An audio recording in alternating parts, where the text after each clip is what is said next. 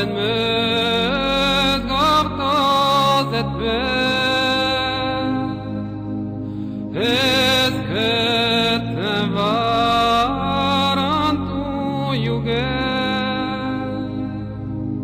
es kötte varan tu juge. They used incredible weapons, absolutely. Experimental weapons? Yeah. Yeah, I think. Yeah, they shoot the boss. We saw the boss as like a cloth, like a wet cloth. It seems like a Volkswagen. Big boss, like a Volkswagen. This testimony was reported to American filmmaker Patrick Dillon a few weeks after the battle for the airport. The person interviewed, Majid Al-Ghazali, is a well-known and respected man in Baghdad, who is the first violinist in the city orchestra. In addition to describing the battle, Majid Al-Ghazali wanted to show Patrick Dillon the site near the airport where the mysterious weapon was used, along with the traces of fused metal still visible and the irregularly sized ditches where the bodies were buried before they were exhumed. We sought out Majid Al-Ghazali to hear more details of his story. We met up with him in Amman, and he pointed out some inexplicable peculiarities on the bodies of the victims of the battle for the airport. Just the head was burned, and the other parts of the bodies wasn't anything that happened on it. Al-Ghazali reported that he had seen 3 passengers in a car, all dead, with their faces and teeth burnt, the body intact, and no sign of projectiles. There wasn't any bullet. I saw they teeth, just their teeth, and no eyes. All of them, with the body, nothing for the bodies.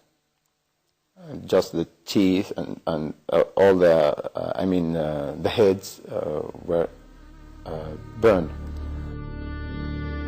There were other inexplicable aspects. The terrain where the battle took place was dug up by the American military and replaced with other fresh earth. The bodies that were not hit by projectiles had shrunk to just slightly more than 1 meter in height. Except that the bodies is killed by the bullets. Most of them that become very small. It's like that, something like that. We asked Majid what weapon he imagined had been used. 1 year later, we heard that this is update technology. They used a unique one. It's like lasers. We found another disturbing document on the use of mysterious weapons in Iraq, which referred to episodes taking place almost at the same time as those described by Majid Al-Ghazali. 26 in the pass, about 20 of them, some of them have no head, the head being cut. Some of them, the arms, the legs. The only one who didn't injure was the driver. And really, I don't know how he reached our hospital, because one hand, one arm was in his lap, one head beside him. It was a very, very strange, horrible thing. In the roof of the car, there was part of the bodies, momentum, intestine, brains. Yes, all parts of the body. It was miserable. It was very, very, very, very miserable. I told them before. Do you have idea with what kind of weapons they attacked that bus? The bus, we didn't know what kind of weapon would be hit. Really, what we saw, cut arms, cut legs, cut head, abdomen, open abdomen, viscera outside. It seems to be a new weapon. It seems a new weapon. They try to do experiments on our civilian. We don't know what was. Nobody can identify what the type of this weapon. We went to Belgium to find the filmmaker of the sequence, Geert van Moorter, a doctor working as a volunteer in Iraq.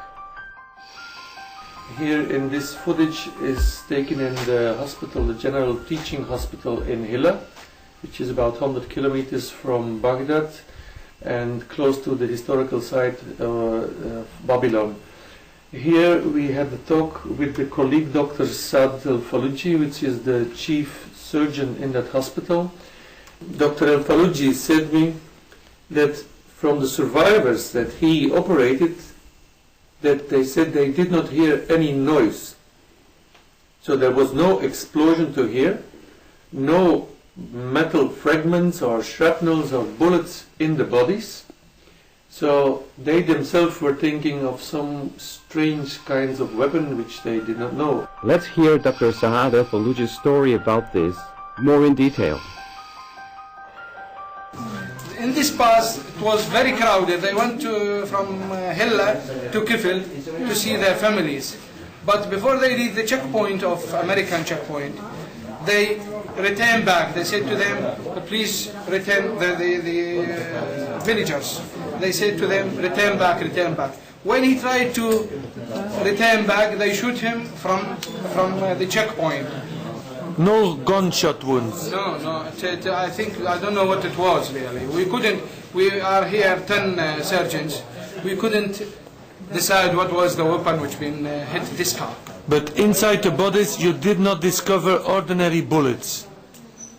All of them we didn't find bullets. Yeah. We didn't find bullets.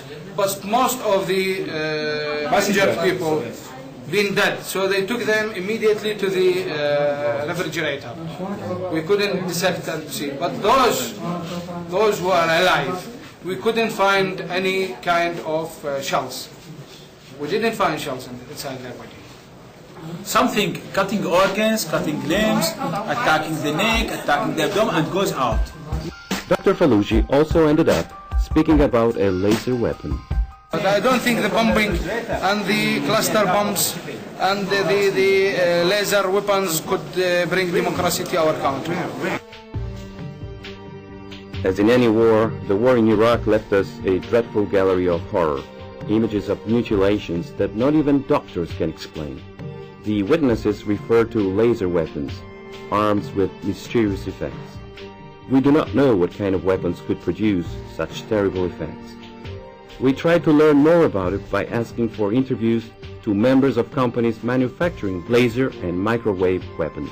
Yet, the U.S. Defense Department prevented any information from being released to us. They also did not answer, up to the time the film was edited, the questions we had sent them in order to know whether or not experimental weapons had been tested in Iraq and Afghanistan.